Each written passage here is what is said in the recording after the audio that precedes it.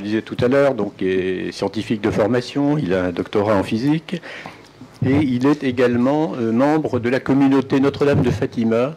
Alors c'est une communauté qui a été fondée par l'abbé Boyer, qui était un prêtre du diocèse de Paris, qui a été un prêtre ouvrier, et j'attire votre attention d'ailleurs sur un article qu'on a dû couper en trois éléments, qui figurent dans les 3 premiers numéros du CEP, qui est le témoignage de l'abbé Boyer sur son travail de prêtre ouvrier.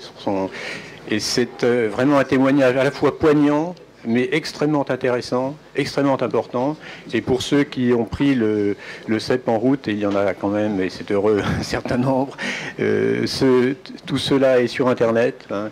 Vraiment, c'est des articles, enfin, c'est un article très court, il y a une quinzaine de pages en tout. Mais je pense que si on ne connaît pas ce témoignage, il y a beaucoup de choses aujourd'hui dans l'existence de l'Église qu'on ne peut pas comprendre. Donc je laisse maintenant la parole à Rémi Plus pour nous parler justement des messages de Notre-Dame, tant d'épreuves, tant d'espérance, et justement de façon à ce que nous puissions terminer ces journées sur l'espérance. Je crois que c'est bon. Ah mais il en a besoin pour moi. J'ai un collaborateur qui va lire des choses. Vous pouvez pas prendre celui-là? Celui-ci va jusqu'à là-bas.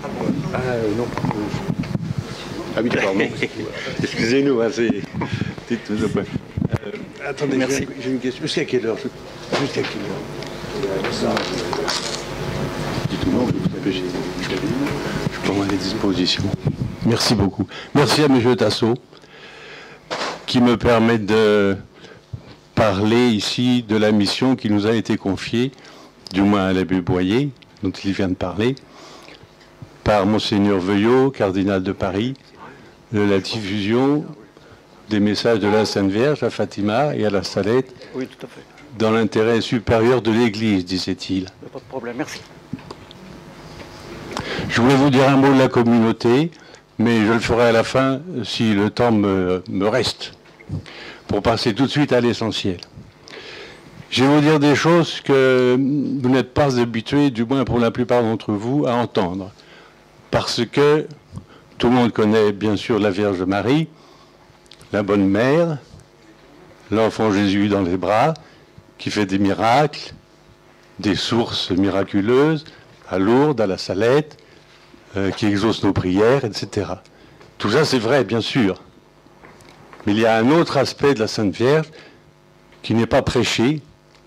C'est la Sainte Vierge qui est terrible comme une armée rangée en bataille. C'est l'hymne de la fête du 15 août. C'est Marie qui a reçu pour mission d'écraser la tête de Satan. C'est elle qui l'a dit. Alors quand on dit ça, il y a des gens qui disent c'est trop dur à entendre. On ne peut pas continuer à entendre des choses comme cela. C'est ce que les disciples ont dit à Jésus lorsqu'il a parlé de l'Eucharistie. Et Jésus n'a pas discuté, n'a pas essayé de les convaincre. Il a dit, il y en a qui n'ont pas la foi. Et le problème, il se pose à ce niveau-là. Alors maintenant, ça c'était le premier chapitre. Passons au deuxième chapitre. Donc vous avez la première image qui est ici. Cette image vous donne un peu la liste des apparitions, des visites de Notre-Dame, du moins les visites qui sont, je dirais, officialisées par l'Église. Alors, la médaille miraculeuse, bien entendu, tout le monde connaît. La Salette, Lourdes, Pontmain, Pellevoisin.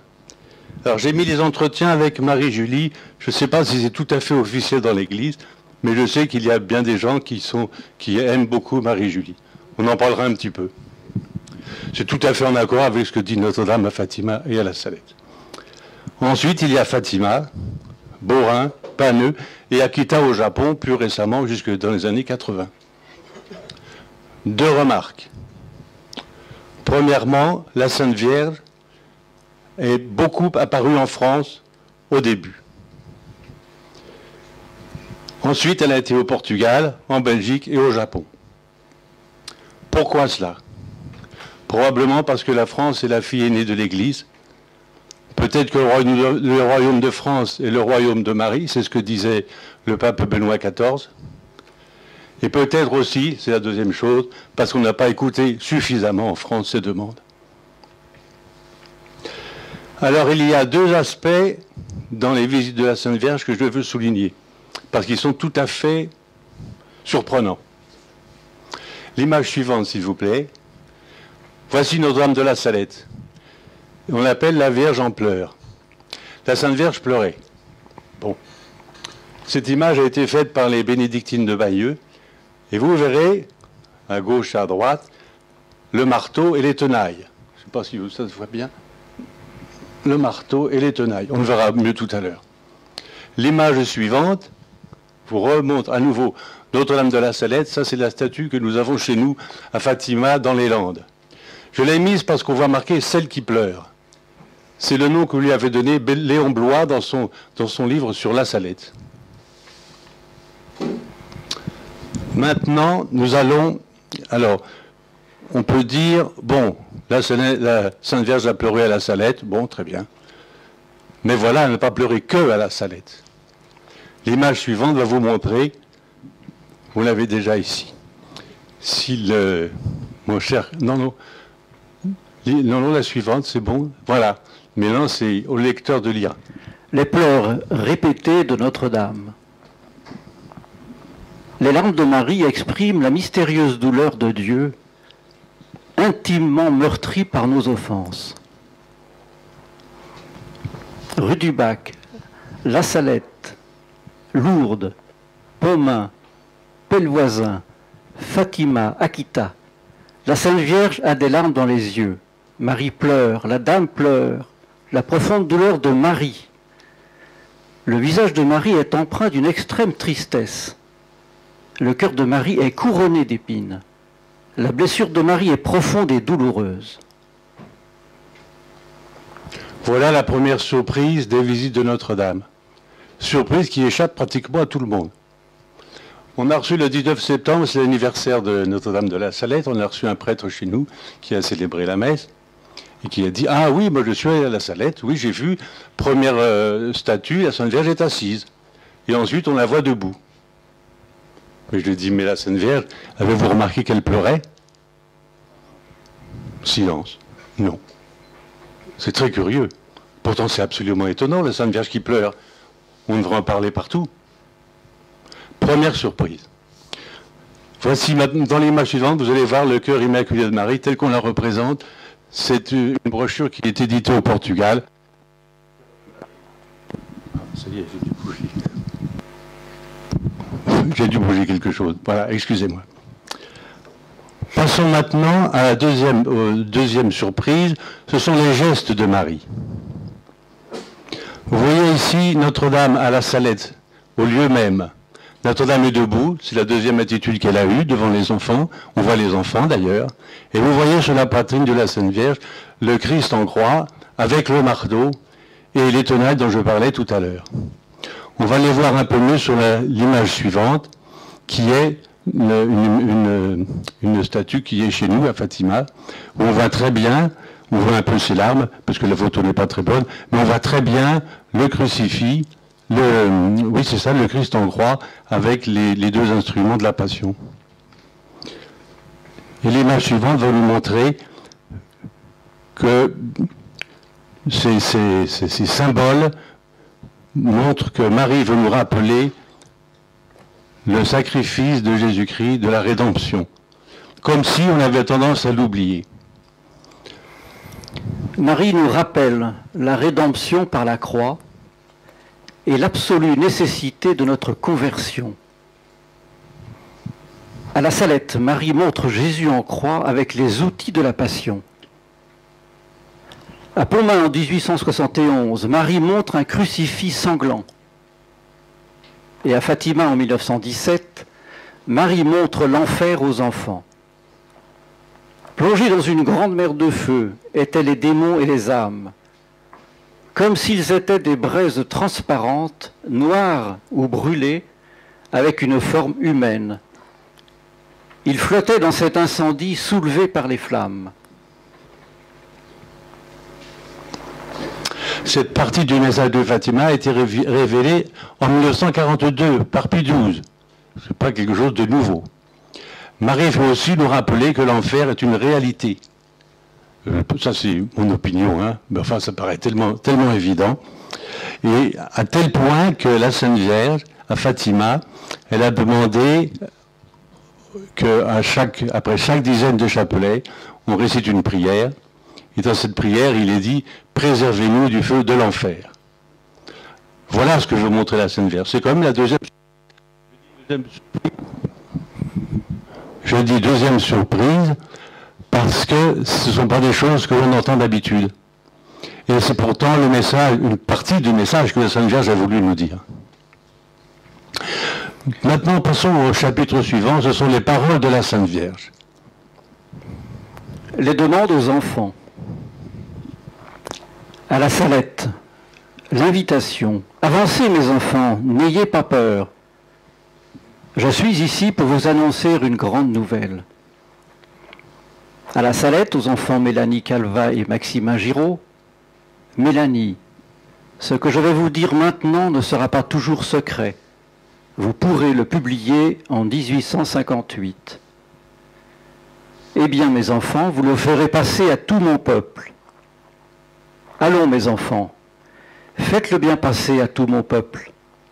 Et à Fatima, aux enfants Lucie, Jacinthe et François, je suis la mère de Dieu qui te parle et qui te prie de proclamer en mon nom le message suivant au monde entier. Et maintenant, proclame en mon nom, va mon enfant et proclame-le. Ces paroles appellent deux remarques. La Sainte Vierge, première remarque, parle à des enfants. Il semblerait que les adultes soient plus capables de comprendre de telles paroles. Deuxième remarque. Par 3 fois, la Sainte Vierge parle à Mélanie Calva à la Salette. Par 3 fois, elle parle également à Lucie, à Fatima, de proclamer son message. À la Salette, elle dit, vous pourrez le publier, faites-le passer, faites-le bien passer, comme si ça allait être très facile.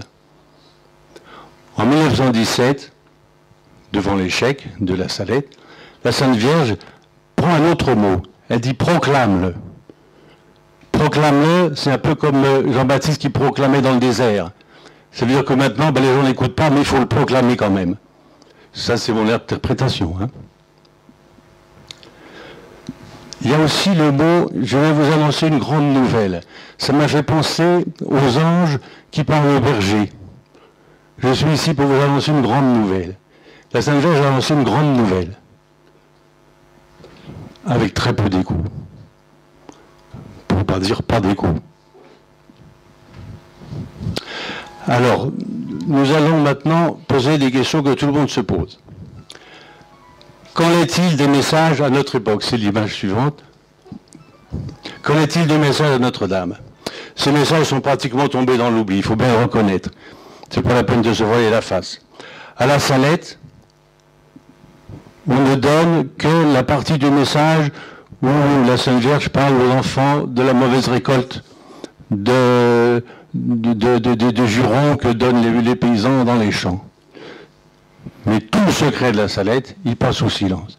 À Fatima, la Sainte Vierge a montré l'enfer aux enfants, c'est quand même terrible. Non, on ne parle plus de l'enfer. Et tout le secret qu'elle a donné au mois d'octobre, on n'en parle plus non plus.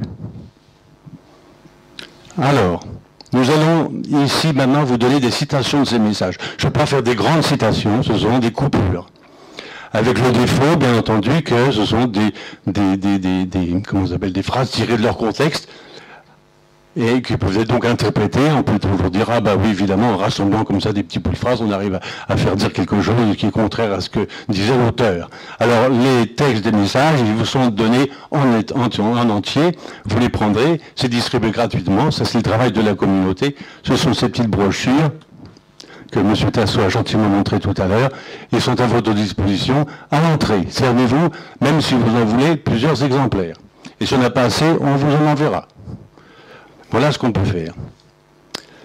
Ensuite, nous montrerons que ces messages sont en parfait accord en parfait, c'est au diapason avec ce que dit l'Évangile. Parce que c'est une des objections, là on en verra d'autres, une des objections c'est de dire, bon, j'en ai assez avec l'Évangile, j'ai pas besoin de ce que dit la Sainte Vierge. Mais la Sainte Vierge dit pareil que l'Évangile. Ça nous le verrons au fur et à mesure de nos avances. Alors, l'image suivante, c'est une première question. Les messages sont-ils dignes de foi? Les messages dont vous allez trouver le texte ici ont été approuvés par l'Église. Le message de la Salette a été le plus calomnié, le plus dénigré. Jusque, on a dit qu'il était faux, que c'était des inventions, que c'était politique, parce que la Sainte Vierge parle de politique, que c'était politique, et donc que c'était des inventions des uns ou les autres.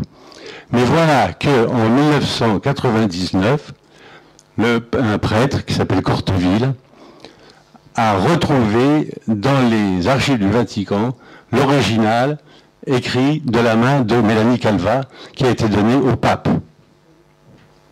Personne n'en a rien su, évidemment. Ça aurait dû faire un grand chamboulement dans l'Église. Pensez donc, c'est une trop grosse trouvaille. Alors il a fait un livre, il a fait une thèse de plus de 1000 pages qui a été édité dans un livre dont je vous donnerai la référence tout à l'heure si vous le voulez, en liaison avec l'abbé Laurentin qui est le spécialiste des problèmes mariaux. Beaucoup de choses de ce que vous allez entendre d'ailleurs viennent de ce livre. Ensuite, Fatima. Le message de Fatima a été, nous l'avons distribué depuis 1960 et quelques, disons. Jamais il n'a été démenti. Il a été publié par le journal du Vatican, Osservatore Romano. Évidemment, on a dit que c'était un faux, bien entendu. Le cardinal Ottaviani, qui connaissait lui le secret, il a lu quand il a été reçu par le pape Pie XII, a dit que c'était le message qu'il avait lu avec Pie XII. On en reparlera tout à l'heure. Ensuite, à Akita, l'apparition et son message ont été d'abord reconnus par Monseigneur Ito, l'évêque du lieu, et ensuite par le cardinal Ratzinger, en 1988, qui a dit que l'apparition et les messages étaient dignes de foi. Je pense que ça, c'est une bonne réponse à la première question. Il faut remarquer ensuite qu'il y a une cohérence absolue entre ces différents messages. Pas une seule fois, la Sainte Vierge dit « tout va bien, mes enfants, continuez ». Non, non, c'est toujours pareil. Des avertissements.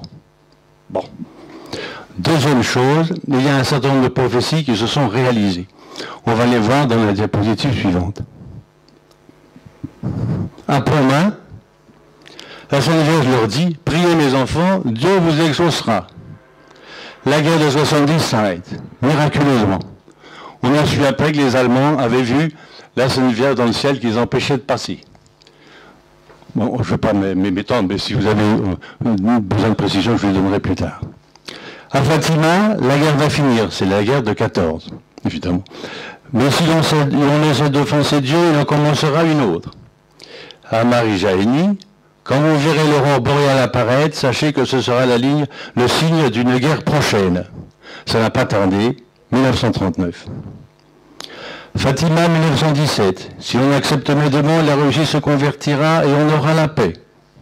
Sinon, elle répondra à ses erreurs à travers le monde, provoquant des guerres et des persécutions contre l'Église. Bon, no comment. Fatima, 1917. À propos du pape. Les méchants attenteront plusieurs fois à sa vie, mais ni lui ni son successeur ne verront le triomphe de l'Église de Dieu. Ah, on parle de triomphe de l'Église de Dieu. Jahénie, priez pour le pape car on l'attentera à ses jours. 13 mai 81, attentera contre Jean-Paul II. Voici des signes qui nous sont donnés pour authentifier les messages de la Sainte Vierge. Remarquons dès à présent qu'il est question de guerre. Et oui, la Sainte Vierge parle de guerre. Deuxième question, ces messages sont-ils d'actualité? Parce qu'évidemment, on entend dire « Oh, mais c'est vieux, c'est ancien, maintenant c'est fini. » Vous savez, c'est l'homme adulte. Maintenant, on est pour la paix etc., des tas de conférences, enfin on intervient un peu partout. Moi je dis simplement, il n'y a qu'à lire ces messages et que chacun compare ce que dit la Sainte Vierge avec ce qu'il voit et avec ce qu'il entend et avec l'évolution de la société. Il y a eu un article dans le CEP de Yves Germain qui a montré que le message de la Salette, bon c'est pas vieux, ça fait deux ou trois numéros, était tout à fait en correspondance avec ce que dit Saint Jean sur les différents temps de l'Église. On peut vous y reporter si vous voulez. Alors il y a quand même des témoignages de gens, je vais dire de gens importants, c'est le pape, sur les messages de la Salette. C'est l'image suivante. L'actualité des messages. Jean-Paul II en 1990. Je prie Notre-Dame de la Salette tous les jours. Nous sommes au cœur des prophéties. Jean-Paul II, septembre 1996. Les paroles de Marie à la Salette, par leur simplicité et leur rigueur, gardent une réelle actualité. L'abbé Laurentin, en 2002. C'est lui qui donne les deux citations précédentes que je ne connaissais pas.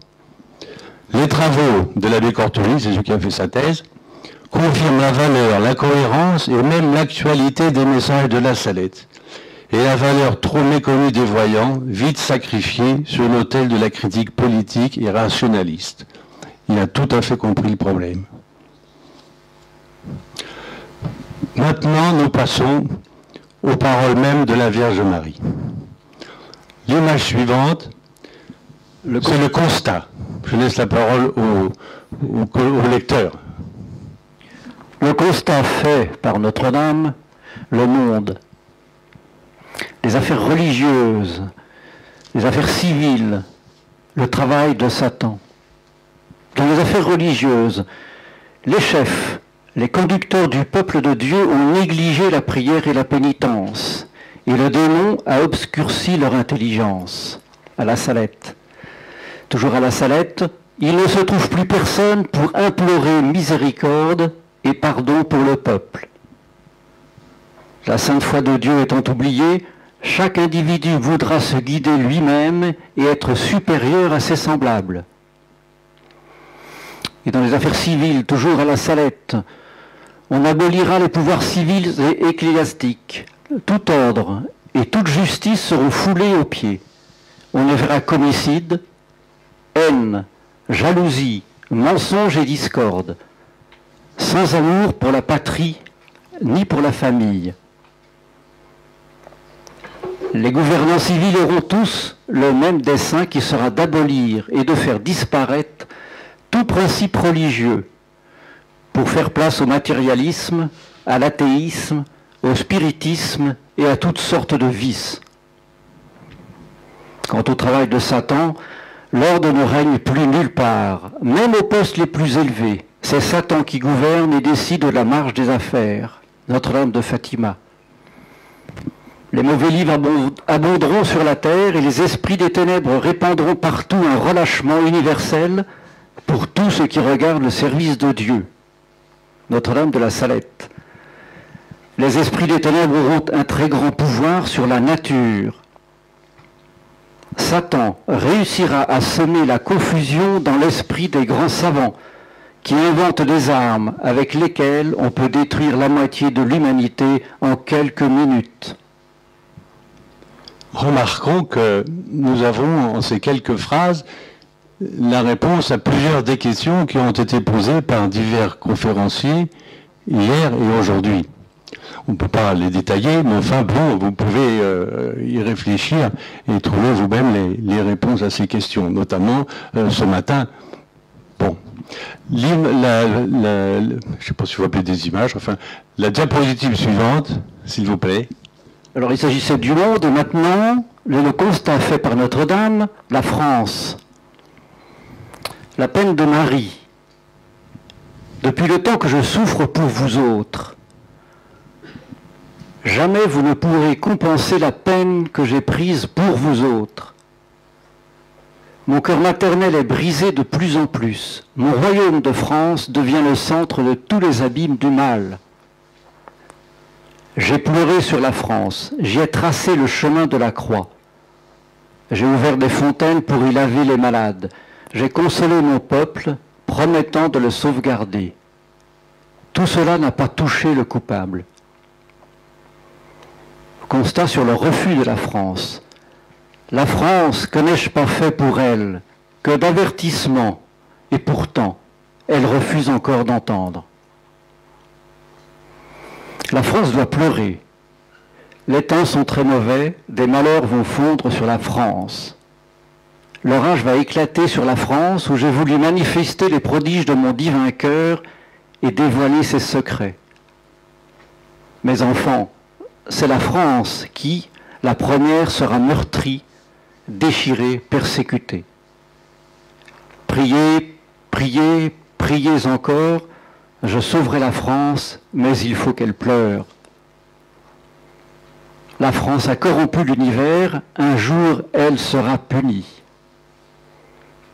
La France, dans ses malheurs, doit se cramponner au crucifix sanglant. Ça, c'était dit à Pontmain, là où la Sainte Vierge tenait en main un grand Christ vivant en croix. Remarquons que les temps sont très mauvais, des malheurs vont fondre sur la France, c'est dit à la rue du Bac. C'est la première des apparitions du 19e siècle de la Sainte Vierge. Et puis l'appel voisin aussi, c'est des choses dont on n'entend pas du tout parler. Dans la diapositive suivante, c'est encore un constat fait par Notre-Dame. C'est un constat fait sur les commandements de Dieu. Les 3 premiers commandements sont profanés. Le travail du dimanche et le blasphème excitent particulièrement la colère de Dieu. Il faut sanctifier le jour du Seigneur si l'on veut éviter les châtiments terribles. Je vous ai donné 6 jours pour travailler, je me suis réservé le 7e et on ne veut pas me l'accorder. C'est cela qui appesantit tant le bras de mon fils. Les blasphèmes et le travail du dimanche sont les 2 choses qui appesantissent tant le bras de mon fils. Communication de notre Seigneur à une carmélite, sœur Marie de Saint-Pierre.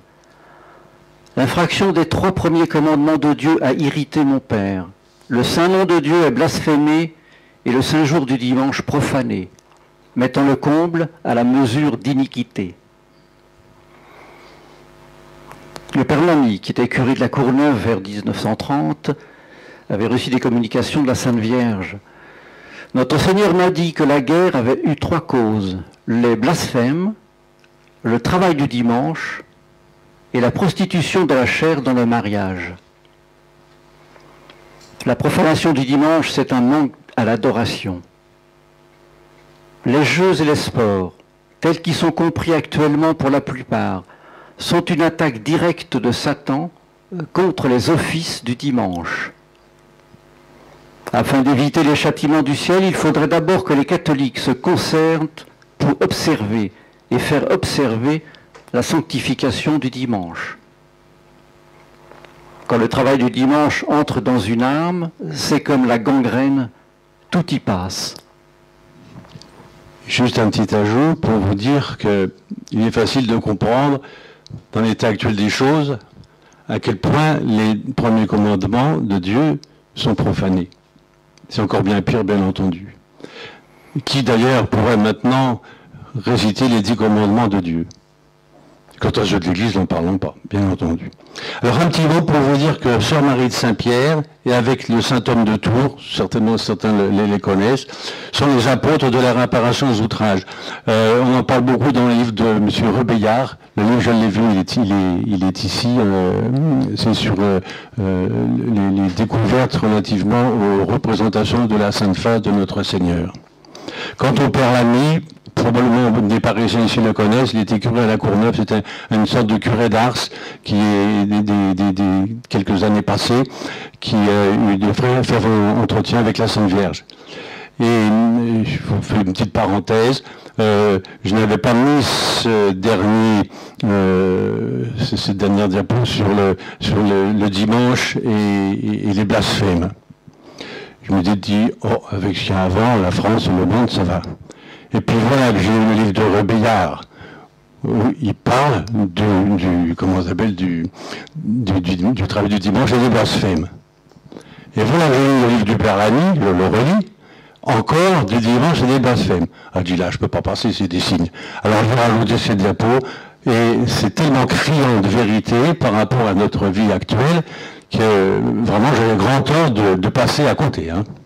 Vous voyez, comme quoi, des fois, je l'avais dit à Maxime, je suis remis sur les rails. Merci, grâce à Dieu, merci.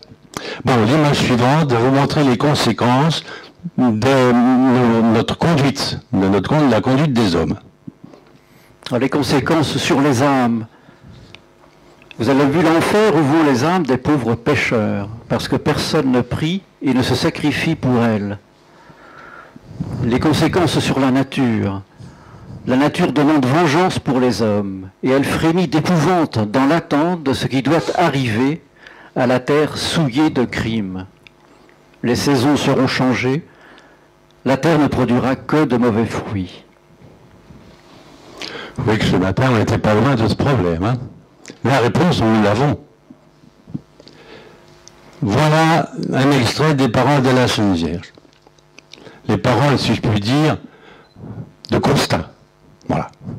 Maintenant, nous allons passer à la partie suivante, les avertissements que nous donne la Vierge Marie. Si mon peuple ne veut pas se soumettre, je suis forcé de laisser aller le bras de mon Fils. Si l'humanité ne s'en défend pas, je serai forcé de laisser tomber le bras de mon Fils. Notre-Dame ne peut plus retenir le bras de son Fils bien-aimé levé sur le monde. Malheur si cette conversion ne vient pas et si tout reste tel que c'est. Le Père s'apprête à laisser tomber un châtiment sur toute l'humanité. La société est à la veille des fléaux les plus terribles et des plus grands événements. Malheur aux habitants de la terre, Dieu va épuiser sa colère et personne ne pourra se soustraire à tant de maux réunis. Dieu abandonnera les hommes à eux-mêmes. Dieu va frapper d'une manière sans exemple. Et la cause première, les péchés des hommes sont cause de toutes les peines qui arrivent sur la terre. Alors, il y a beaucoup de choses à dire. On a beaucoup de choses à dire. L'insistance de la Sainte Vierge, je ne peux plus retenir le bras de mon Fils. On m'a rapporté un prêtre à Dax, puisque nous sommes des Landes, qui avait dit, en chair, on ne peut pas mettre que la Sainte Vierge retienne ou laisse tomber le bras de son Fils. Une mère ne peut pas faire ça. Bon, hop, on n'en parle plus. C'est pas ce que dit la Sainte Vierge. Je ne peux plus retenir le bras de mon Fils. Elle le retient toujours, encore aujourd'hui. Mais combien de temps? Deuxième chose, la cause première. Les péchés des hommes sont cause de toutes les peines qui arrivent sur la terre. Avant, c'était le bon sens. Maintenant, on peut dire des choses pareilles. Les lecteurs du CEP ont connu l'affaire Mattei, cet homme qui était vice-président de la Société italienne de sciences, qui a osé dire quelque chose comme cela. Il y a une pétition pour le faire renvoyer. Qu'est-ce que c'est que ces manières, les péchés des hommes? Déjà, les péchés, ce n'est pas des mots à prononcer, premièrement. Alors, c'est vrai qu'on a oublié ces choses de base. Alors, l'image suivante va nous montrer ce qui était enseigné dans le temps. Voilà ce que dit l'auteur de nombreux ouvrages de spiritualité. Contre la vérité, on ne peut rien, et la vérité, la voici. Qui perd les peuples? Le péché. Quod avertit nationes peccatum. Mais le mot evertit, le verbe everto, c'est beaucoup plus fort. C'est anéantir, c'est détruire les peuples. Les péchés des individus, voilà ce qui attire, plus souvent qu'on ne croit, le malheur sur les peuples. Un seul péché mortel de soi d'attirer sur la terre d'immenses calamités. Peu le comprennent, il faut le dire pourtant. Cet auteur de spiritualité, on trouvait ses livres dans tous les séminaires, dans tous les ordres religieux. Ils sont encore maintenant, mais je ne crois pas qu'il y ait encore beaucoup de gens qui les ouvrent. On m'a fait remarquer que Jean-Paul II, dans une encyclique, a rappelé que les péchés des hommes étaient la cause des malheurs qui arrivent sur la terre. Et que dit l'Évangile? Je vous disais qu'on allait comparer avec ce que dit l'Évangile. Te voilà guéri.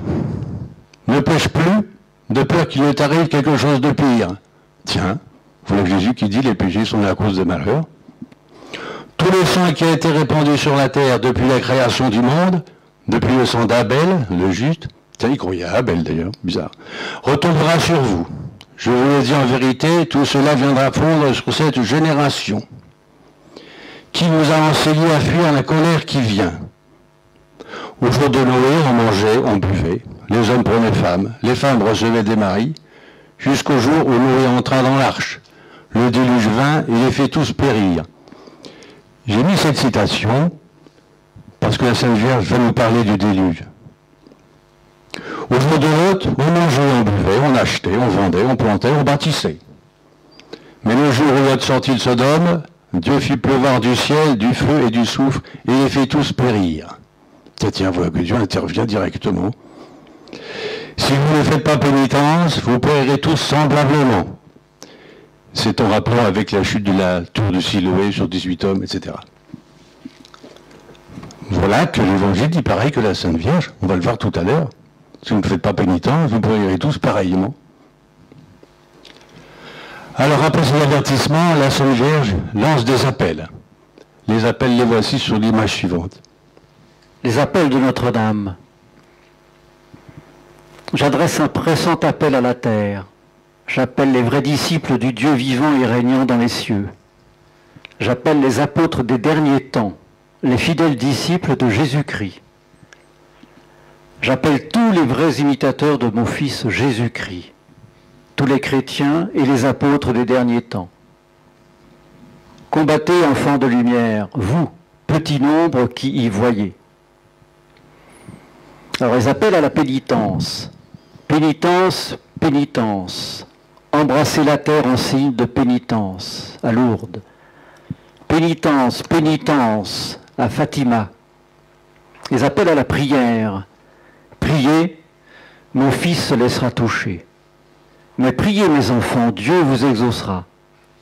Priez, priez beaucoup, priez sans cesse. Priez pour le pape, les évêques et les prêtres. Et les appelle à réciter le chapelet. Dites un chapelet tous les jours pour obtenir la paix et la fin de la guerre. Dites votre chapelet tous les jours. Je veux que l'on récite le chapelet tous les jours. Je veux que l'on continue à réciter le chapelet tous les jours. Continuez à réciter le chapelet. Je suis Notre-Dame du Rosaire. Il faut que l'on continue toujours à réciter le chapelet tous les jours. J'ai mis toutes les citations parce que ça fait un peu insistance, mais c'est parce que la Sainte Vierge insiste. Il faut traduire cette insistance de la Sainte Vierge. C'est une supplication. C'est peut-être des ordres, je ne sais pas, mais c'est angoissant. Et elle répète à chaque apparition, mais dites donc chapelet tous les jours. C'est le moyen qu'elle nous donne pour sauver, j'allais dire, pour sauver l'humanité, pour nous sortir de l'ornière. Or maintenant, qu'en est-il? Est-ce qu'il y a des enfants qui savent ce que c'est que le chapelet? Oh, bien sûr, il y a des exceptions, je le sais, Dieu merci. Mais on m'a dit qu'il y avait même maintenant des enfants sortant du catéchisme, ils ne connaissaient même pas le Notre Père. Alors l'Ave Maria, pensez donc. Alors c'est un peu étonnant peut-être de voir cette correspondance entre la prière et les effets qui seraient la paix, le changement de société, etc. Alors je vais vous montrer une prière qui a été donnée par la Sainte Vierge. La partie qui nous intéresse présentement, c'est la première ligne qui est en caractère gras. La prière est une condition imposée par Dieu lui-même pour l'obtention de la grâce. C'est la Sainte Vierge qui nous le rappelle. C'est une apparition qui a eu lieu à Anglette, c'est dans le sud-ouest, c'est près de chez nous, à une religieuse. C'était tout à fait officiel. Il y a eu de nombreuses images où cette prière était reproduite. Le reste de la prière, je vous le dis quand même, c'est les prédictions de la Sainte vont s'accomplir. Dites qu'on prie beaucoup pour imposer la colère de Dieu. Il y a encore une relation entre la prière, la colère de Dieu, la prière et l'obtention de la grâce. Et voici la prière qu'elle a donnée. Auguste reine des cieux, souveraine maîtresse des anges. C'est la Sainte Vierge qui parle d'elle-même. Vous qui, alors ça c'est ce que je disais tout au début, dès le commencement, avez reçu de Dieu le pouvoir et la mission d'écraser la tête de Satan. C'est cela qui explique toutes ces apparitions de la Sainte Vierge. J'allais dire c'est son boulot. Oui, c'est sa mission. C'est sa mission. Elle vient nous avertir. Elle vient pour qu'on puisse écraser la tête de Satan. Pour qu'elle puisse écraser la tête de Satan. Bon, le reste, je pense. Hélas, maintenant, le plus dur reste à dire, nous faisons la sourde oreille. C'est ce qu'on voit dans la diapo suivante. Marie n'est pas écoutée. La reine des prophètes, tout à l'heure, l'auteur, c'est tout à l'heure, je ne sais plus, qui a dit, il n'y a plus de prophètes. C'est vous qui l'avez dit. C'est si. Marie est la reine des prophètes, et Marie parle. Malgré bienheureux Pie IX, quand Pie IX avait pris connaissance du message, il a blémi. Il a dit aux personnes qui l'entouraient, la France va beaucoup souffrir, mais elle n'est pas la seule coupable. Malgré Monseigneur Bruyard, qui était l'évêque de Grenoble, c'est pas de Grenoble, hein, la Salette, qui est tombé en pleurs. Malgré Monseigneur Philibert, il a fait faire évêque de Grenoble également, il a fait faire des litanies que j'ai glissées dans les messages. Parce que ces litanies, c'est un condensé de tout ce que dit la Sainte Vierge. Je trouve très très bien. Au début, on y croyait à la Salette. Au début, ça a eu un retentissement considérable, même jusqu'aux États-Unis. Malgré Léon XIII, qui a eu des entretiens avec Mélanie Calvat, qui a été chassée de France après, qui a été exilée en Angleterre en plus, vous vous rendez compte. Il a élevé l'église de la Salette au rang de basilique. Il a demandé à Mélanie Calvat de faire appliquer une règle que la Sainte Vierge avait donnée pour les prêtres de la Salette. L'évêque a refusé. C'était Monseigneur Favat, pour ne pas donner son nom. Il a même demandé à ce que il n'y ait pas de référence dans la règle des missionnaires actuels de la Salette aux apparitions. Ah mais ça c'est comme ça, les ennemis c'est comme ça. Hein. Malgré Saint-Pédis, pourquoi je dis malgré Saint-Pédis? Parce que Saint-Pédis a fait publier dans l'Osservatore Romano, le journal du Vatican, le panégyrique qui a été lu aux obsèques de Mélanie Calvat, la voyante de la Salette. Où l'auteur, dont le nom m'échappe, fait état de tous les phénomènes extraordinaires, les miracles qui ont accompagné Mélanie Calvat toute sa vie. C'était publié par l'Osservatore Romano. En France, pas un mot.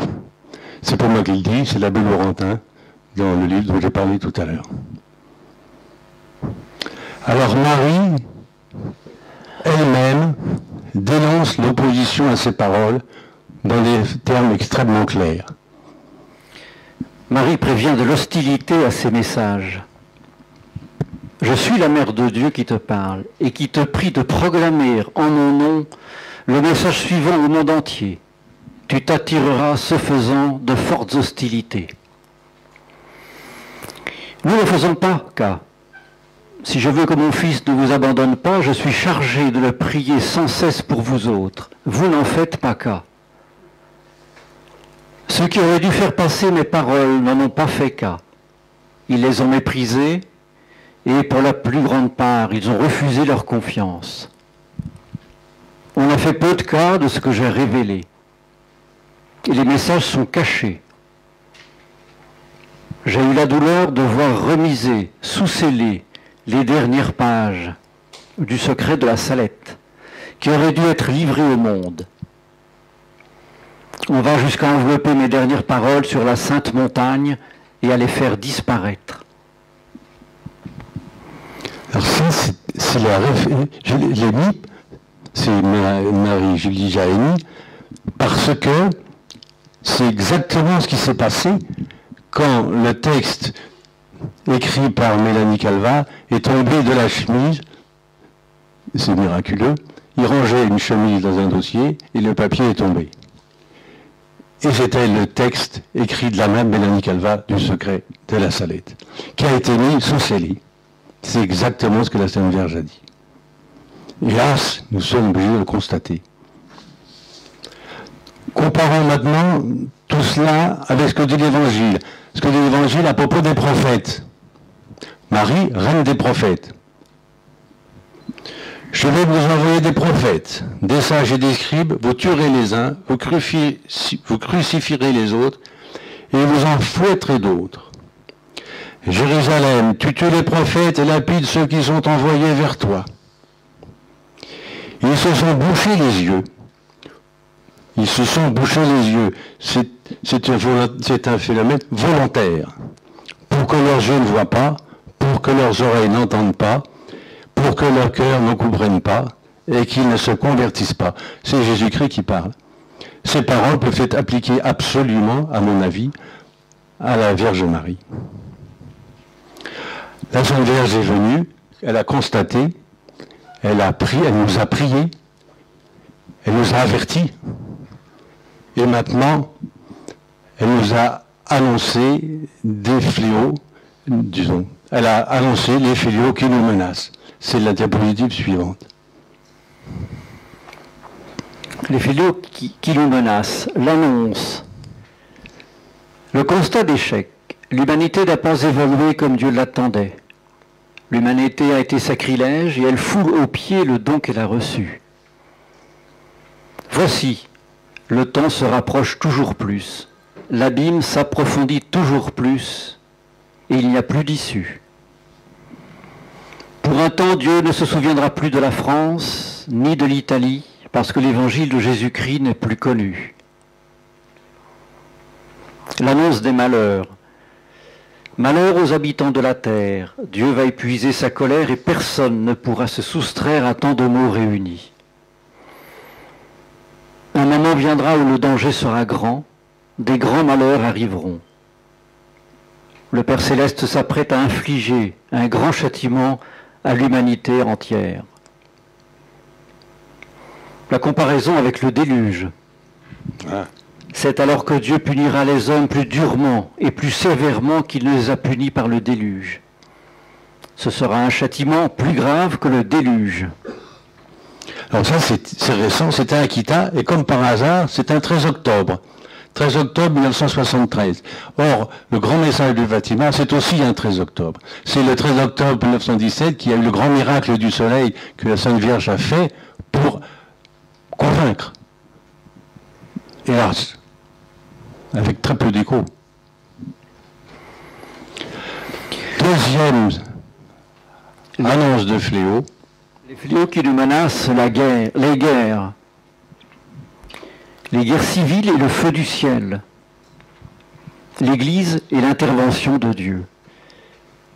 Les guerres civiles et le feu du ciel, malheur aux habitants de la terre. Il y aura des guerres sanglantes et des famines, des pestes et des maladies contagieuses. La France, l'Italie et l'Angleterre seront en guerre. Le sang coulera dans les rues. Le Français se battra avec le Français, l'Italien avec l'Italien. Ensuite, il y aura une guerre générale qui sera épouvantable. Paris sera brûlé et Marseille engloutie. Plusieurs grandes villes seront ébranlées et englouties par des tremblements de terre. On croira que tout est perdu, on ne verra qu'homicide, on n'entendra que bruit d'armes et de blasphèmes. Du feu et de la fumée tomberont alors du ciel.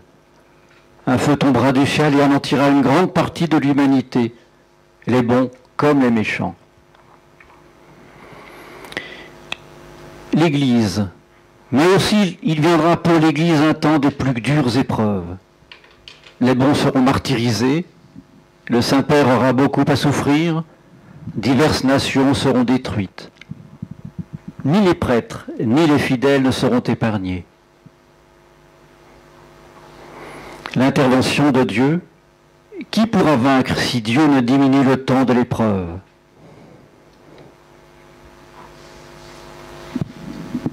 Et voilà ce que dit la Vierge Marie. Mais reportons-nous à l'Évangile, parce qu'évidemment, tout ça, c'est quand même assez ahurissant, surtout à notre époque. On se dit quand même, c'est des nouveautés. Hélas, non, ce ne sont même pas des nouveautés. Voici ce que dit l'Évangile. C'est l'image suivante. Quand vous entendrez parler de guerre et de révolte, ne soyez pas effrayés. Il faut d'abord que ces choses arrivent, mais ce ne sera pas sitôt la fin. Ça demande un mot d'explication. À la Salette, la Sainte Vierge parle de guerre, comme on vient de le voir, mais elle explique, le message de la Salette va jusqu'à la fin des temps. Elle explique qu'après ces épouvantables catastrophes, il y aura une période de rémission, on va le voir tout à l'heure, et qu'après seulement viendra la fin des temps. C'est exactement ce que dit l'Évangile. On verra se soulever peuple contre peuple et royaume contre royaume. Il y aura alors en divers lieux des grands tremblements de terre, des pestes et des famines, et il paraîtra des choses épouvantables et des signes extraordinaires dans le ciel. Tout cela sera le commencement des douleurs. Si ces jours-là n'avaient pas été abrégés, aucune créature n'échapperait, mais à cause des élus, ces jours seront abrégés. Voilà tout ce que dit la Sainte Vierge. Maintenant, passons, je vais dire, aux objections. Passons à... On ne peut pas... Chacun a ses objections. Mais je vais vous donner quand même les objections qu'on rencontre le plus souvent. La première objection, c'est de dire qu'on n'est pas obligé de croire à ces révélations. C'est vrai. L'Église n'a jamais obligé les gens à croire ni à Fatima, ni à la Salette, ni à la rue du Bac, ni à rien du tout. Mais c'est tellement conforme à l'Évangile qu'on est certainement grandement responsable si on veut s'en détourner et ne pas écouter la Vierge Marie. Il y en a d'autres qui disent que les événements annoncés sont déjà passés. Bon, je ne m'étends pas sur tout ça, après je vais être en retard, je me fais rattraper. Hein. Bon. Il y a des événements prédits qui ne se sont pas réalisés. Ça, c'est écrit par un auteur que je ne nommerai pas. Comme exemple, la Sainte Vierge dit Paris sera brûlé. Et cet auteur dit comment Paris, en 70, a été affamé. Il y a eu des maladies, il y a eu toutes sortes de choses, mais il n'a pas été brûlé. Vous voyez, il ne faut pas trop non plus prendre tout ça au pied de la lettre. Aberration totale. La Sainte Vierge a dit Paris sera brûlé, Marseille englouti. Marseille non plus n'est pas englouti. Ce n'est pas arrivé, c'est tout. Pas la peine de chercher des bouffouillants pour essayer de rassurer les gens. Dans son message du 13 octobre à Fatima, ça c'est plus difficile. Marie parle d'une grande guerre dans la seconde moitié du XXe siècle. Seconde moitié du XXe siècle, elle est passée, on n'a pas vu spécialement, on a vu des guerres, on n'a pas vu spécialement de grandes guerres. Et c'est à cause de notre bonne conduite. Oh, il y en a qui le disent. Bon. Est-ce que le premier qui a publié ce message, qui est un journal allemand, aurait rajouté des choses aux paroles de la Sainte Vierge? C'est la vie un peu du cardinal Ottaviani, dont je parlais tout à l'heure. Il se portait garant de la véracité du message, l'authenticité du message, avec peut-être, a-t-il dit lui-même, des ajouts. J'ai le texte de Ottaviani, je pourrais le donner à des gens si ça les intéresse. Est-ce que nous sommes en sursis? Ça, ce serait plutôt mon opinion. Est-ce que les événements sont peut-être déjà commencés? C'est possible. Parce que Marie-Julie expliquait justement que l'aurore boréale dont la Sainte Vierge parlait pour la guerre de 39, elle s'était produite en 1938. Et que la guerre avait démarré, les premières causes de guerre existaient déjà en 1938. C'est possible. Je n'ai pas de réponse à ces questions. Je vous le dis maintenant, tout simplement. Alors il y en a qui me disent aussi, qui nous disent, non, l'humanité n'est pas encore arrivée à ce stade. Ça, c'est un prêtre qui me l'a dit à moi-même. Non, ça n'est pas arrivé comme à ce stade. Et puis, dernière réflexion, ça a toujours été comme ça. Il n'y a rien de nouveau. Avant, on ne savait pas, parce qu'il n'y avait pas la télévision, etc. Mais ça a toujours été comme ça. Alors bon, il ne faut pas non plus paniquer et tout. Non, il ne faut pas paniquer. Et la dernière réflexion que l'on donne souvent, c'est, enfin, Dieu est miséricordieux. Que si vous faites un Dieu qui se met en colère. Ah bon? Regardons l'image suivante. Marie annonce aux hommes des châtiments terribles s'ils ne se convertissent pas. Il y a le mot de conversion. Marie annonce aux hommes la miséricorde et le pardon s'ils reviennent à Dieu. Ah oui, miséricorde et pardon. Ils ne demandent que ça. La Sainte Vierge est très triste de nous voir dans cet état. Elle demande la conversion, et à ce moment-là, elle retient le bras de son fils. Le Seigneur veut que tous les hommes arrivent au repentir, ça c'est ce que dit saint Pierre. Au signe de Jonas, les hommes de Ninive ont fait pénitence. Voilà ce que veut la Sainte Vierge. La miséricorde n'a de sens que là où existe la conscience du péché. Sinon, il ne s'agit pas de miséricorde, mais de complicité. C'est le cardinal Danilou qui a dit ça. Voilà un tableau très très sombre. Mais, nous attendons, la Sainte Vierge a prévenu, après cette période très difficile, nous attendons le renouveau. C'est ce qu'on va voir sur l'image suivante. L'intervention de Marie, l'intervention de Jésus-Christ, le renouveau. Que dit l'Évangile? L'intervention de Marie. Les justes souffriront beaucoup. Leurs prières, leurs larmes monteront jusqu'au ciel. Et tout le peuple de Dieu demandera pardon et miséricorde, et demandera mon aide et mon intercession. Alors Jésus-Christ, par un acte de sa justice et de sa grande miséricorde pour les justes, commandera à ses anges que tous ses ennemis soient mis à mort. Tout à coup, les persécuteurs de l'Église de Jésus-Christ et tous les hommes adonnés au péché périront, et la terre deviendra comme un désert. Le renouveau, à la fin, mon cœur immaculé triomphera. Alors se fera la paix, la réconciliation de Dieu avec les hommes.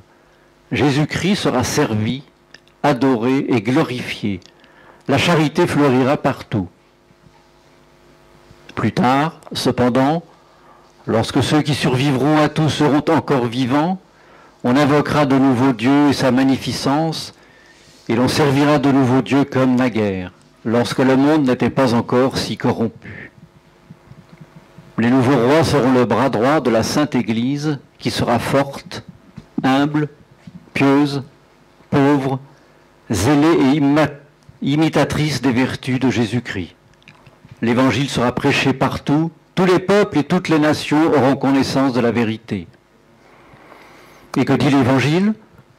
Cet Évangile du royaume sera prêché dans tout l'univers pour prendre à témoin toutes les nations, et alors viendra la fin.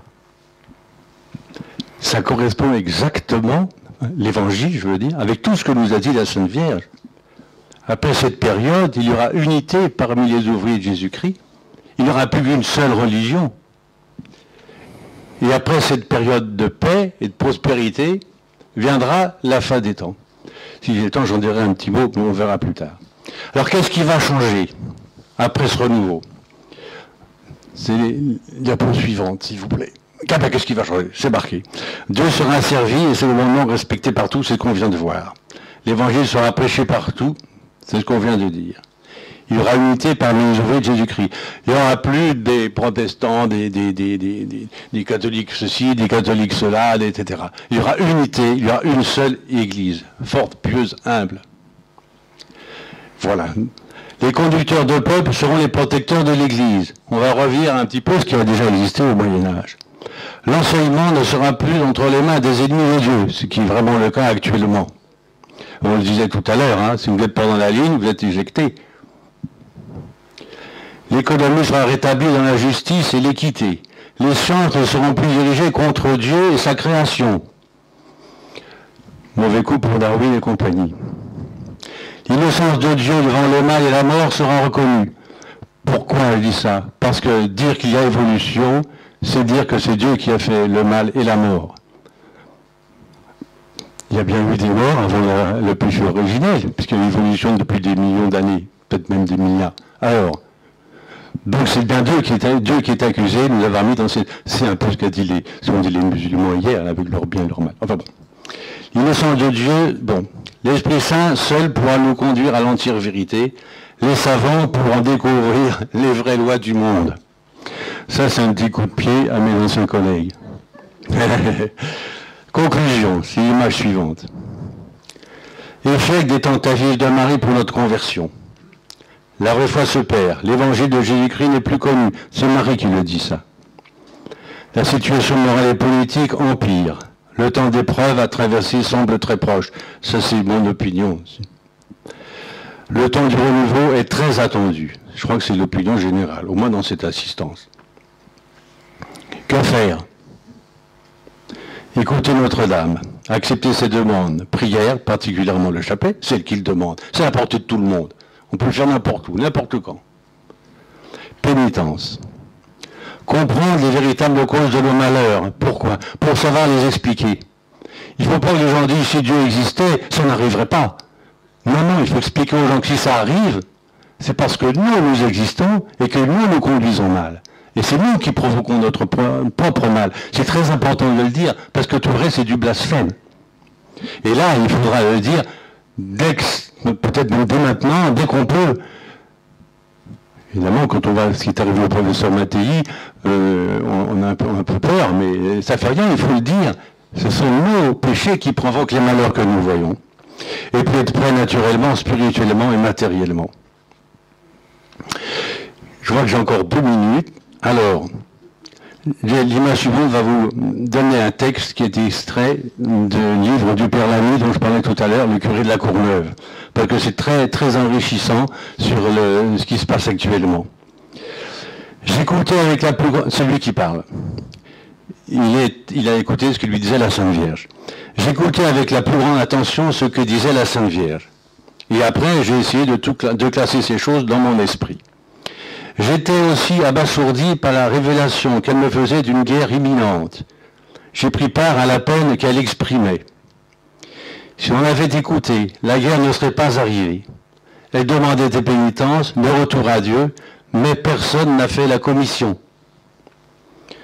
Je crois l'avoir dit à la Courneuve, dont il était le curé, et l'avoir assez dit. Je le répétais tout le temps, tous les dimanches. Les gens disaient, wow, c'est un brave homme, mais il est toujours avec la guerre. Combien de fois nous avons entendu ça, nous, à la communauté, je peux vous le dire. Et il faut faire ceci, et il faut faire cela. C'est ça, marotte. Il disait tout simplement que j'étais toqué. Il se disait, il l'a dit encore, et tu verras, il le redira dimanche. Ça, c'était avant la guerre de 14. Après, on m'a dit, ah, si nous avions su. Mais je vous l'avais dit. Mais nous ne vous avons pas cru. La Sainte Vierge demande la sainteté de la vie de famille. Elle demande qu'on cesse le désordre et qu'on rentre dans l'ordre. Et puis tout est dit, Dieu n'en demande pas plus pour pardonner. Et la dernière image, je vais vous montrer, c'est une photo qui a été prise par un ami à la Salette. Et on voit Notre-Dame debout, derrière un ciel d'orage. C'est moi qui l'appelle comme ça, ciel d'orage. À mon avis, c'est une bonne quintessence de tout ce que l'on vient de voir. Marie est là, si je puis dire, prête à nous écouter, et le monde est en train de tomber dans un tourbillon vraiment infernal, parce que, elle l'a dit, c'est Satan qui gouverne et dirige la marche des affaires. Voilà ce que je voulais vous dire. Merci beaucoup, M. Tasso. Merci à toute son équipe. C'est pas souvent, c'est même jamais qu'on peut dire des choses pareilles devant une assistance sans se faire jeter à la porte. Je peux vous le dire tout de suite. Merci encore.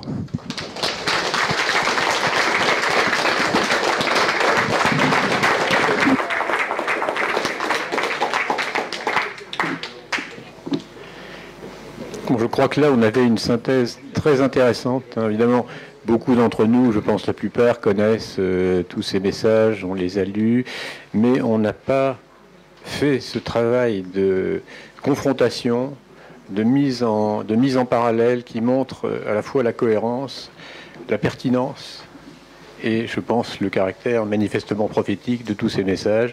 Et cette idée que la Sainte Vierge est le grand prophète de notre temps est une idée, je crois, intéressante que je vous invite à méditer les uns et les autres. Nous avons du temps pour quelques questions. Donc, on va commencer une par une. Donc, attendez d'avoir le micro pour poser la question.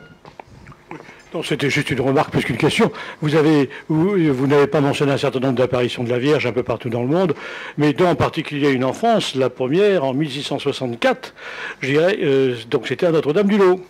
Et donc avec Benoît Tancurel, qui est quand même vénérable, qui est reconnu vénérable, etc. Donc ce sont des apparitions quand même qui ont été reconnues et qui présentent donc un intérêt, c'est qu'elle était complètement laïque, je dirais Benoît. En fait, voilà. Vous avez parfaitement raison. J'ai pas voulu faire la Sainte Vierge dans le monde. J'ai voulu faire les paroles de la Sainte Vierge pour nous, vous voyez, et avec les apparitions qui sont officielles. parce qu'il y a bien d'autres apparitions, vous les connaissez, mais je ne veux pas rentrer. Je n'ai pas voulu non plus faire un historique. J'ai pas voulu faire une défense de ces avertissements. Mais quand même, il y a l'île Bouchard qui est officielle. Oui, oui. Ah, je sais.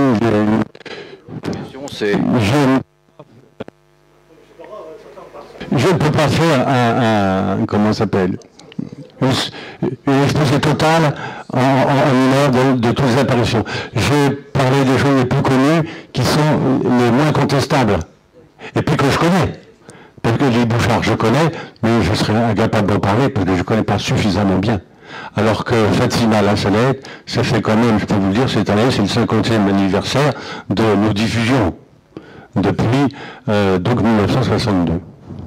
Bonjour, très intéressé par votre communication. Je voudrais apporter un témoignage. Vous vous souvenez que la Vierge, à Fatima, a dit « La Russie transmettra ses erreurs au monde, n'est-ce pas? Mais si le monde, si on consacre la Russie à mon cœur immaculé, la paix reviendra. » Et le pape, en mai 1982, je crois le 13 mai, je vous dis pourquoi, a fait un pèlerinage, après qu'il a failli être assassiné, vous le savez, par un Turc qui était payé par le KGB, semble-t-il. Il a voulu faire un pèlerinage. Et bien entendu, on s'attendait à ce que le pape consacrât le monde et consacrât la Russie à son cœur immaculé.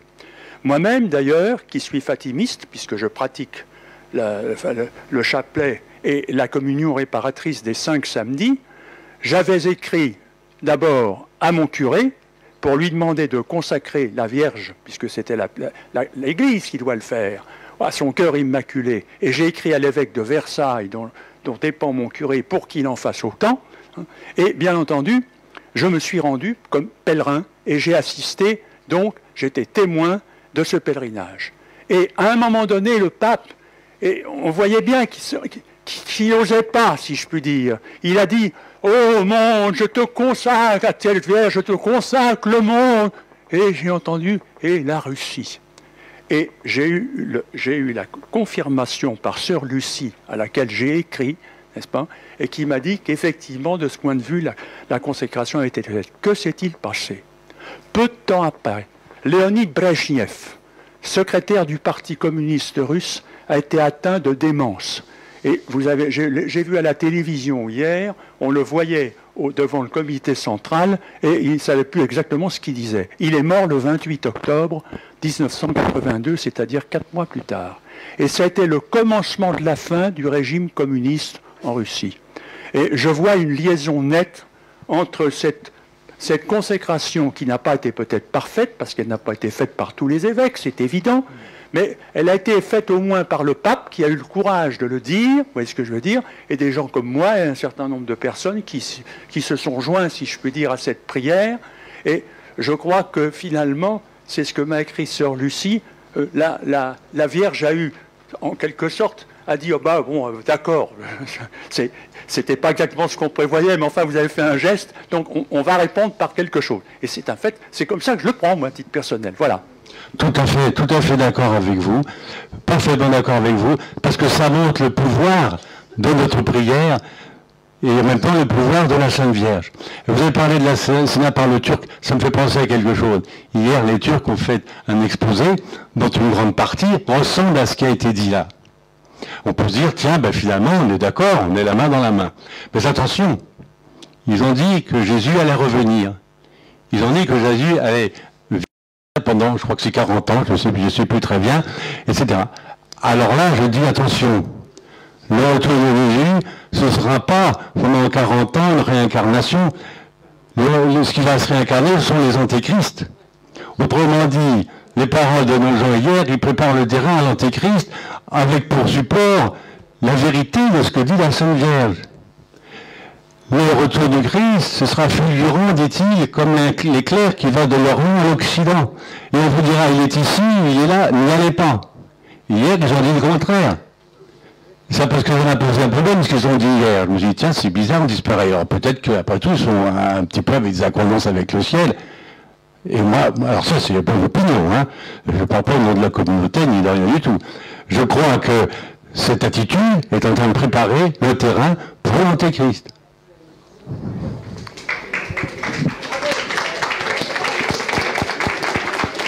Oui, je voudrais vous demander quelque chose et faire une remarque. Il y a un point important sur lequel on s'étonne que l'Église actuellement ne le dise pas, c'est la communion réparatrice des premiers samedis du mois. Ça c'est fondamental, la Sainte Vierge a beaucoup insisté, et pas simplement des 5 premiers samedis, c'est des premiers samedis avec la prière réparatrice, faire amende honorable de nos péchés et la méditation du rosaire pendant 15 minutes. Elle l'a dit, et ça, je crois que... Enfin, l'Eucharistie, c'est quelque chose quand même qui a une action active et sur laquelle, je crois, l'Église devrait peut-être insister. Bien sûr, tout à fait d'accord. Je ne peux pas parler de tout, hein. Je n'ai pas parlé de la communion réparatrice, ni de la consécration de la Russie. Vous comprenez que là, le thème du colloque, c'est Apocalypse, résurrection. Je crois que la Sainte Vierge montre bien que l'Apocalypse est là, et la résurrection est là bientôt après. Mais évidemment, ça va être très dur de passer de l'un à l'autre. C'est ce que je voulais vous montrer essentiellement. Oui, je vous remercie pour votre communication. Mais il me semblait que dans le message de Mélanie, il était dit que Rome perdrait la foi et deviendrait le siège de l'Antéchrist. Oui, parfaitement. Les citations que j'ai faites ici, c'est la partie du message de la Salette qui nous concerne, à mon avis, présentement. Il y en a qui disent que c'est déjà passé. Bon, moi, mon avis, c'est que ça nous concerne présentement. Mais il y a toute une partie du message de la Salette qui va jusqu'à la fin des temps. C'est dans cette partie que la Sainte Vierge dit que Rome perdra la foi. Ce sera le siège de l'Antéchrist. Vous voyez ? C'est là. Alors, il faut bien séparer les deux. Dans le texte que vous aurez, si vous voulez le prendre, on a séparé les parties des événements proches et les événements lointains. Ce que vous dites là, c'est tout à fait juste, ça fait partie des événements lointains. Oui, merci beaucoup. Je n'ai peut-être pas tout entendu. Y a-t-il encore un secret de Fatima, voire de la Salette, qu'il ne soit pas exposé? Merci. Je ne peux pas répondre à cette question. Ce que je sais simplement, c'est qu'à Banneux, c'est pour ça que j'en ai parlé, et à... un peu plus... les deux apparitions en Belgique, à Borin et à Banneux, il y a eu des secrets, c'est officiel, et qui n'ont jamais été révélés. Est-ce que la Sainte Vierge n'a pas demandé qu'ils soient révélés? Je n'en sais rien, personne ne sait rien. Ils sont certainement dans les archives du Vatican. Alors maintenant, ce qui se produit, ce qui est nouveau, c'est que, au moins pour certaines périodes, on a le droit de compulser les archives du Vatican. C'est comme ça qu'on a retrouvé le texte de Mélanie. Vous voyez? Est-ce qu'on peut retrouver les textes de Borin et de Banneux? J'en sais rien. Est-ce qu'il faut les chercher? Je ne sais pas. Ce que je sais simplement, c'est qu'avec tout ce que l'on a maintenant, là, dans ces messages, on en sait suffisamment pour savoir ce qui va arriver, pourquoi c'est arrivé, et comment ça va se terminer, et ce qu'il y aura après. Alors bon, contentons-nous de ce que nous savons. Le reste, je ne peux pas répondre à cette question. Oui, merci. Oui, deux choses, s'il vous plaît. La première concerne les locutions données à Don Gobi par la Vierge. Donc c'est postérieur à Akita, même c'est 80, ça s'est terminé en 96, si j'ai bonne mémoire. Donc je vais tout à fait dans le même sens, dans la même perspective. Hein. Et la seconde, justement, le rapport à la chronologie que vous suggérez entre ce qui vous paraît assez proche, avec un renouveau après des tribulations épouvantables, et justement la fin du monde après. Comment vous voyez la suite de la suite, enfin, la mise en perspective de tout cela? Je ne peux pas vous répondre. Il faut que vous lisiez les messages. Parce que là, je ne peux pas vous en dire plus que ce que dit la Sainte Vierge. Je ne veux pas ni broder, ni arranger les choses. Ce que je vous ai dit, c'est des citations mot à mot. Si je dis quelque chose, mon opinion, je dis ça, c'est moi qui le dis. J'ai dit ça tout à l'heure à propos des musulmans. Bon, ça, c'est moi qui le dis. Mais le reste, c'est du mot à mot. En lisant, vous en saurez autant que moi. Vous voyez? Donc, je ne peux pas vous dire, voilà comment je vois les choses. Je les vois dans la manière dont on en a parlé tout de suite. Vous voyez? Ça va être très dur. C'est sûr. C'est bon, vous m'entendez? Oui, je vous entends très bien. Vous n'avez pas parlé, je sais bien que ce n'est pas en France, mais du message au Japon d'Akita, parce que c'est très intéressant. Il y a eu beaucoup de citations d'Akita, et même, j'ai rappelé que c'est le cardinal Ratzinger qui avait déclaré que le message d'Akita était digne de confiance. Il y a eu beaucoup de citations d'Akita, mais c'est écrit en petit. Et puis on n'a pas dit à chaque fois, on s'est dit à Fatima, à la Salette, il aurait peut-être fallu le faire, parce qu'il y a eu des paroles dites à la rue du Bac et à Lourdes que personne ne connaît.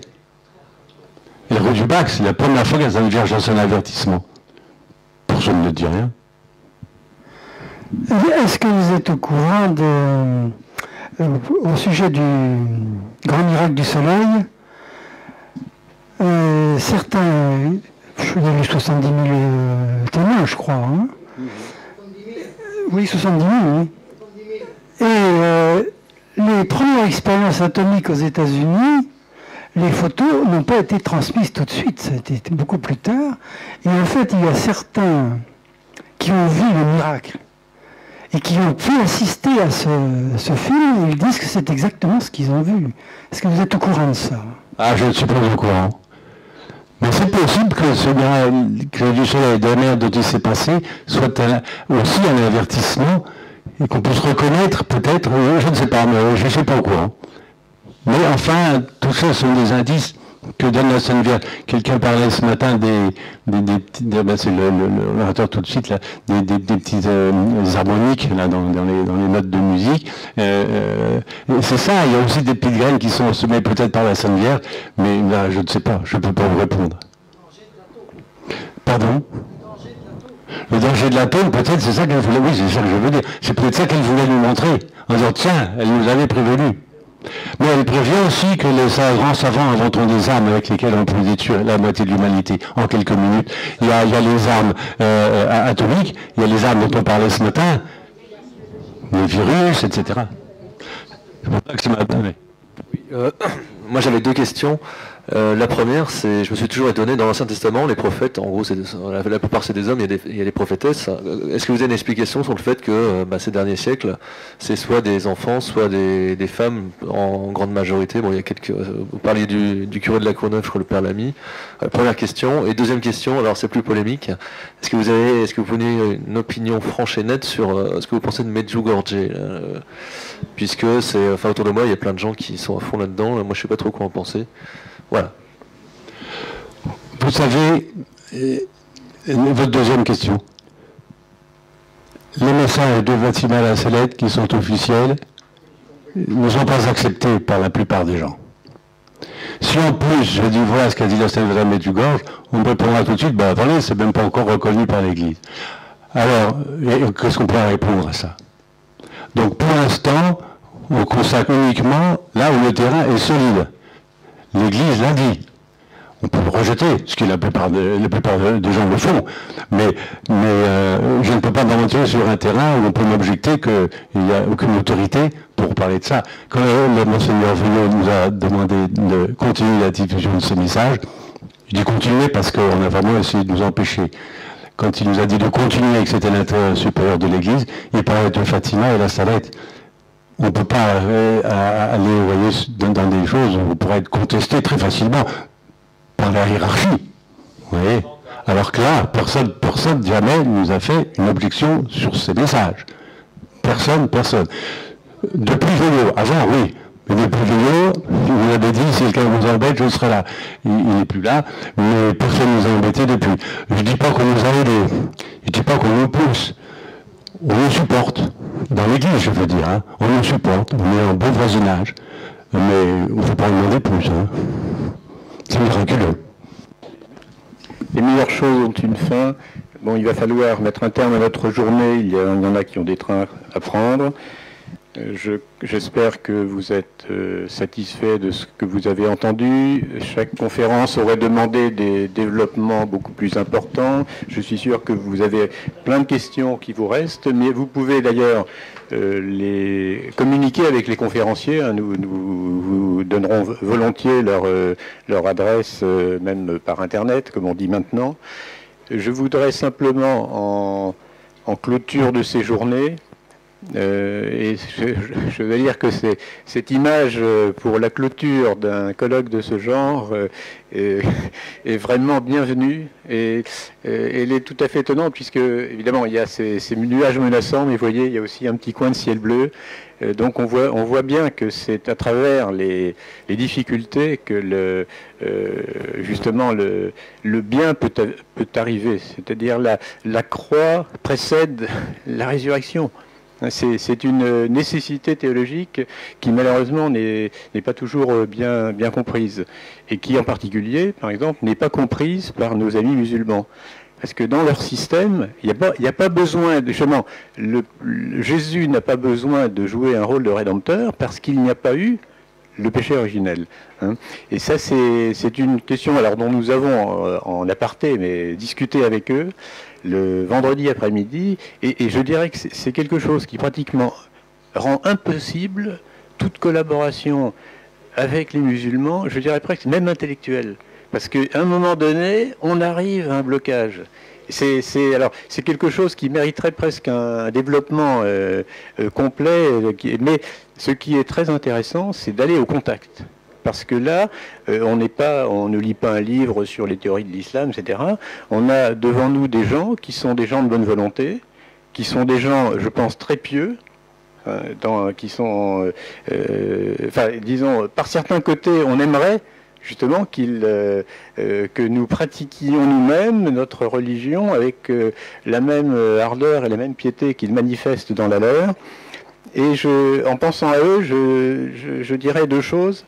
D'une part, il y a cet adage, vous savez, en pratiquant la vérité qu'on sait, on mérite celle qu'on ignore. Donc d'une certaine façon, je pense qu'il mérite ce qu'on appelle la conversion, et il mérite aussi peut-être que nous prions pour eux. Parce que c'est la seule façon que nous avons de les aider. On ne peut pas tellement les aider intellectuellement parce que dans leur système, il est très difficile de raisonner sa foi, et donc d'arriver à en percevoir les manques et à connaître ce qui est arrivé très très souvent dans l'histoire du christianisme, c'est-à-dire la conversion intellectuelle. C'est-à-dire l'intellectuel de bonne volonté qui cherche et qui finit par trouver la vérité, ou qui finit par trouver la véritable Église. Et effectivement, dans leur mode de pensée, ce type de cheminement, je crois, n'a pas sa place. Mais on peut toujours prier pour les autres. Et c'est recommandé en particulier par la Sainte Vierge. Et je dirais aussi, et ça c'est de façon pour terminer sur une note d'espoir, le plan de Satan. Parce qu'évidemment, il y a un plan, on voit que Satan a un plan qui est très bien organisé et qui avance malgré tous les efforts que les ouvriers de la vigne essayent de faire. Eh bien, le plan de Satan, c'est une nécessité théologique, fait partie du plan de Dieu. Donc, nous n'avons pas du tout à être inquiets de l'avenir. Le Dieu n'abandonne jamais ses enfants. Par contre, nous avons à être inquiets quant à notre propre conduite si nous ne prenons pas en compte les avertissements qui nous sont faits. Donc c'est un petit peu dans cette perspective que je voudrais vous laisser, c'est-à-dire à la fois l'idée que l'avenir est justement, c'est le ciel bleu qui ne demande qu'à s'ouvrir, mais qui évidemment peut-être se fera après la traversée d'événements, mais qui sont souhaitables. Parce que si vous voulez, cette situation, ce matin, cette situation de ce biochimiste ou de cette biochimiste qui, parce qu'elle refuse de frauder, devient caissière du supermarché, par exemple, c'est quand même quelque chose de tragique. Hein, vous savez, il y a le tragique du théâtre, hein, mais il y a aujourd'hui des tragédies réelles qui se déroulent chaque jour sous nos yeux, et je ne pense pas que ça soit ce fonctionnement de l'humanité que Dieu veut pour nous. Et en ce sens, nous pouvons être d'accord avec les musulmans pour dire que Dieu veut pour l'humanité un fonctionnement meilleur et que peut-être ce fonctionnement est possible. Si vous voulez, le bien est possible parce que, justement, il y a eu rachat de la faute originelle. Hein, mais le bien, même s'il est possible, il n'est pas forcément automatique, il n'est pas forcément nécessaire, inéluctable. Et donc, justement, pour pouvoir affronter cet avenir, je voudrais, en clôture de cette journée, demander, Monsieur l'abbé Duchaxel, si vous voulez, puisque vous avez ici la fonction qui convient de venir terminer cette journée par une prière, si vous le voulez bien.